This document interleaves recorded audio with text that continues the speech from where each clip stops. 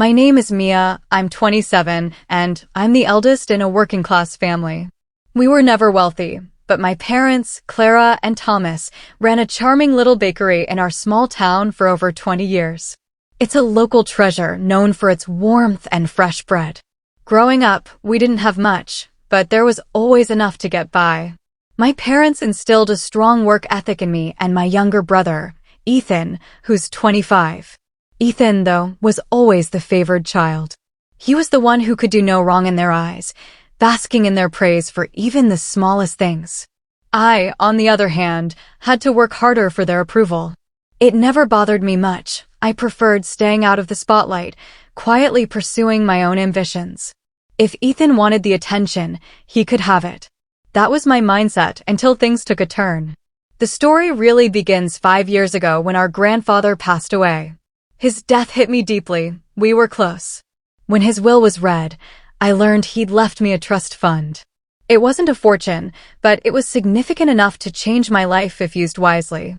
There were rules. I couldn't access it until I turned 30, and even then, it was restricted to major expenses like buying a home or furthering my education. That suited me fine. I wasn't the type to squander it. My dream was to start my own small business or buy a modest apartment in the city.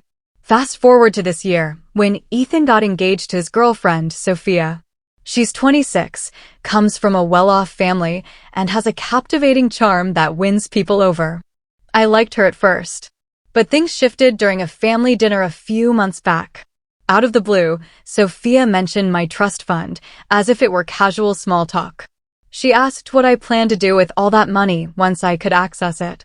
Taken aback, I mumbled something about saving for a home or starting a business. She smiled and said how lucky I was, adding that she and Ethan could use help with their wedding costs or a house down payment. Ethan gave an awkward laugh, unsure how to respond. I laughed too, assuming it was a joke. But her expression didn't change. She was waiting for a real answer. It got uncomfortable fast. My parents stepped in, saying the money was mine to decide on, and the conversation seemed to end. But it wasn't over. In the weeks that followed, Sophia kept bringing it up at family events, always in a sugary tone. She'd say things like, "It's incredible you have that kind of security, Mia. Not everyone gets to help their family like that." I brushed it off at first, redirecting the conversation or laughing it away.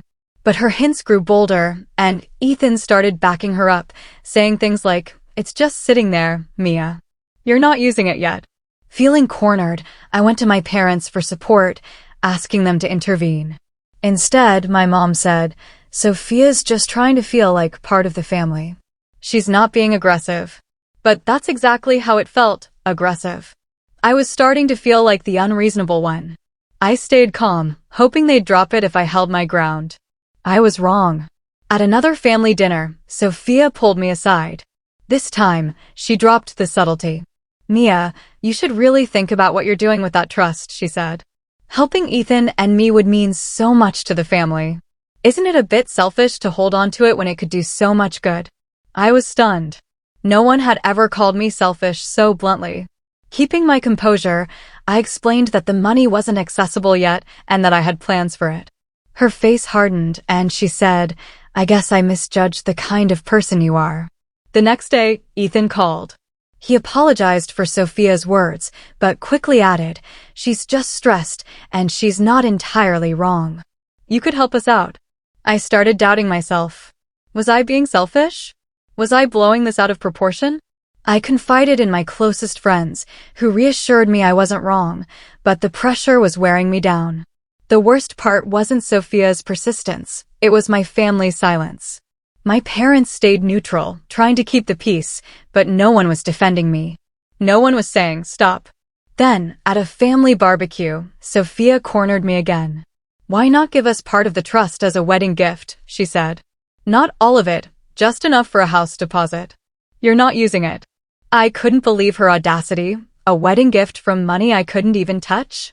I told her no, calmly but firmly. She looked at me like I'd betrayed her. "I thought you cared about us," she said. "This could change our lives, and you're just sitting on money you don't need." I left feeling exhausted. But Sophia didn't stop.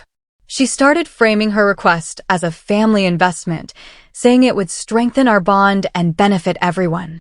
I laughed the first time she said it, but she was serious. Ethan joined in, saying, "You're so lucky, Mia. You have a chance to make a real difference." I went to my parents again, but my mom brushed it off, saying, "Sophia's just trying to fit in and Ethan's always struggled more financially." Struggled more?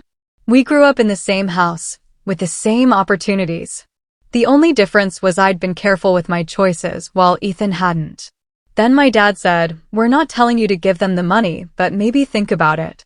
Sometimes family harmony matters more than being right." That's when I realized this wasn't just about Sophia. My whole family was enabling her. Hoping for a casual sibling lunch, I accepted an invitation from Ethan and Sophia. It was a trap. After some small talk, Sophia leaned in and said, "What if you gave us half the trust? You'd still have plenty, and we'd have what we need to start our life." Half. I nearly choked. I repeated that the money wasn't available and that I wasn't giving it away. Sophia's tone turned cold. "You're hoarding wealth that could help everyone," she said. Ethan nodded, saying, "You're in a great position, Mia. This could be huge for us." I left the lunch feeling utterly drained. Days later, my parents called a family meeting. When I arrived, Ethan and Sophia were there. My dad said they wanted to resolve the tension and suggested I consider giving them part of the trust, not half, just something to show you care. I was speechless. My own parents were pressuring me to give away my inheritance for someone else's wedding. I stood up, said I wasn't doing this, and left. After that, things got worse. Sophia started contacting extended family, spinning a story that painted me as selfish. Relatives I hadn't spoken to in years began messaging me, urging me to help Ethan and Sophia for the family's sake. I felt like I was going insane.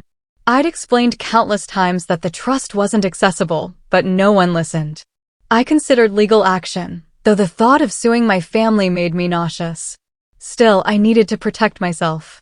I met with an estate lawyer who was appalled by Sophia's behavior. She confirmed the trust was secure and suggested I document everything: texts, emails, even conversations. I started keeping a detailed record. Meanwhile, Sophia's campaign intensified. She posted vague social media messages like, "Some people choose money over family," or "Weddings show who really cares." She never named me, but everyone knew. Even coworkers noticed. Someone had called HR, claiming to be a relative, asking about my income. I had no proof it was Sophia, but who else would it be? I called my lawyer again. She drafted a cease and desist letter, warning Sophia to stop the harassment or face legal consequences. It worked, to an extent. Sophia went quiet online. But Ethan called, furious. "How could you send her a legal letter?" he yelled. "Do you know how humiliating that is?" I stayed calm and said, "I asked you both to stop." She left me no choice. He didn't want to hear it. "She's just trying to build our future," he said. "This is about love." "No," I told him. "It was about manipulation and money." He hung up. My parents weren't much better.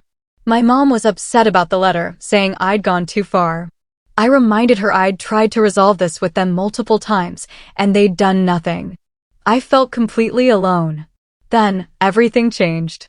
Ethan accidentally sent a message to our family group chat, meant for Sophia.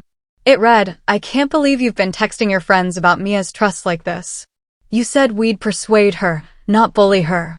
Attached were screenshots of Sophia's messages to someone else, boasting that my parents would pressure me into giving in. One said, "Mia's too weak. She'll crack eventually."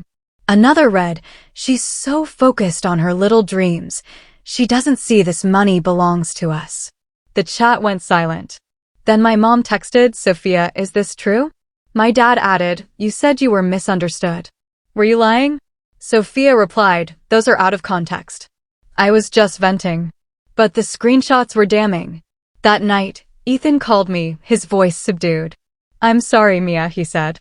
"I didn't mean for you to see those like that." I found them on her phone and couldn't believe it. I asked why he hadn't stopped her sooner. "I thought she was just determined," he said.